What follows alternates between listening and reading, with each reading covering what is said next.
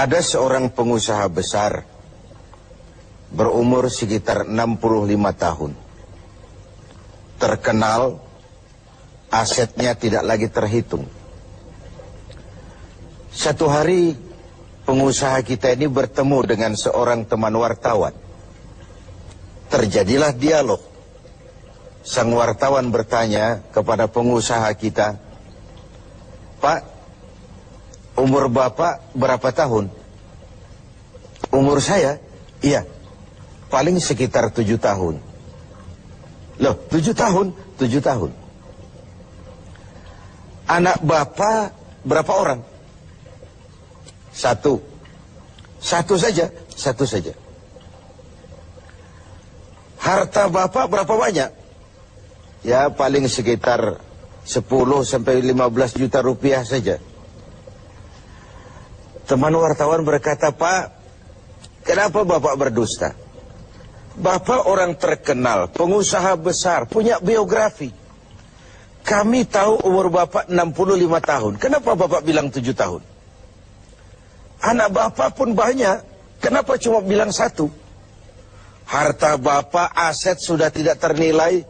Kenapa Bapak bilang cuma 10 sampai 15 juta rupiah saja?" Senyum agak getir, sang pengusaha menjawab, "Kau benar, Nak. Umur saya kalau jumlahnya sih memang 65 tahun. Tapi dari 65 tahun umur saya itu, rasa-rasanya baru 7 tahun yang ada artinya di sisi Allah. Baru 7 tahun sujud saya benar.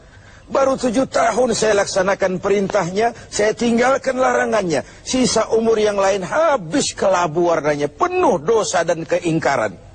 Saya katakan umur saya coba 7 tahun. Anak, kau juga tahu anak saya banyak. Tapi dari sekian banyak anak ini, rasanya cuma 1 yang akan jadi buah hati, belahan jantung, pelanjut cerita, penerus sejarah, anak soleh yang akan mendoakan orang tuanya. Yang lain susah diurus anak saya itu." "Oh gitu toh." "Iya." "Mengenai harta, Pak, kau juga benar. Harta saya, aset saya sudah sulit dihitung lah. Pabrik di mana-mana, di tiap bank hampir ada deposito saya. Tapi dari sekian banyak harta itu yang saya ingat, baru sekitar 10 sampai 15 juta yang saya belanjakan di jalan Allah. Saya sumbangkan masjid, saya bantu pesantren, saya bantu yatim piatu. Dan itu yang akan jadi milik saya yang sebenarnya. Yang akan saya bawa menghadap Allah. Saya bawa ke alam kubur. Yang lain akan jadi rebutan ahli waris sesudahnya." Jangan-jangan orang tua tadi adalah kita-kita ini. Jangan-jangan kita-kita ini adalah orang tua tadi.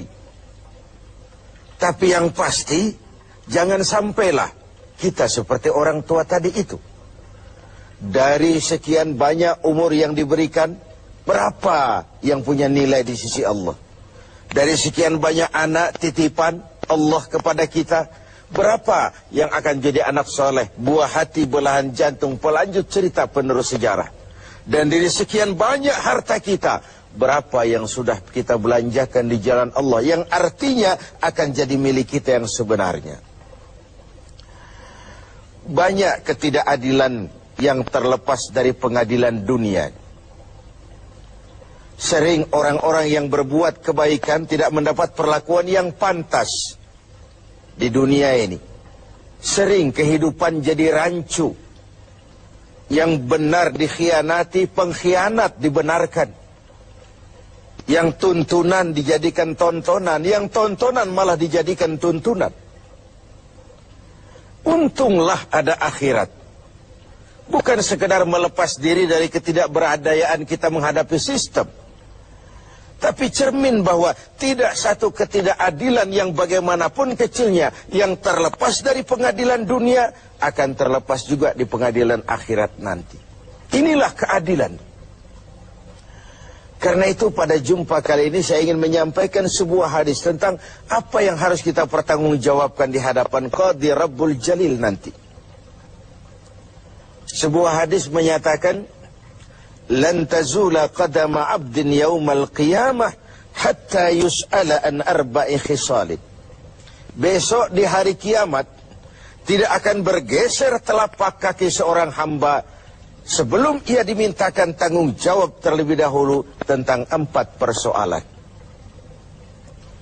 Apa yang 4 itu? Pertama, an umrihi fima afnahu.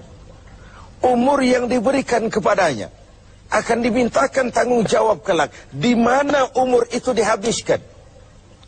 Diberikan umur 30 tahun ke 40 tahun, 50 sampai 70, 100 bahkan.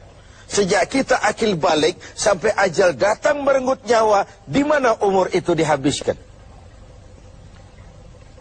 Kita sering main-main, padahal waktu berjalan terus.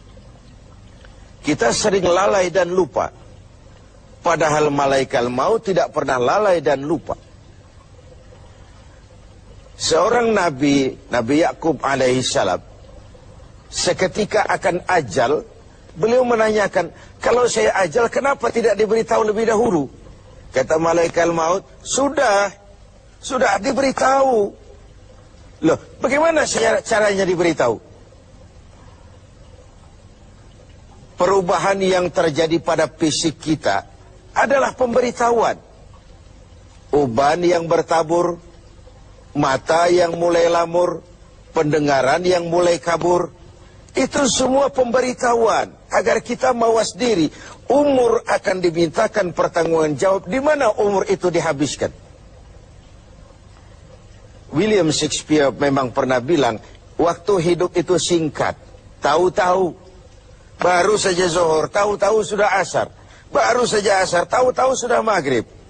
Yang kemarin anak-anak, tahu-tahu sudah punya anak. Tahu-tahu, dan tahu-tahu.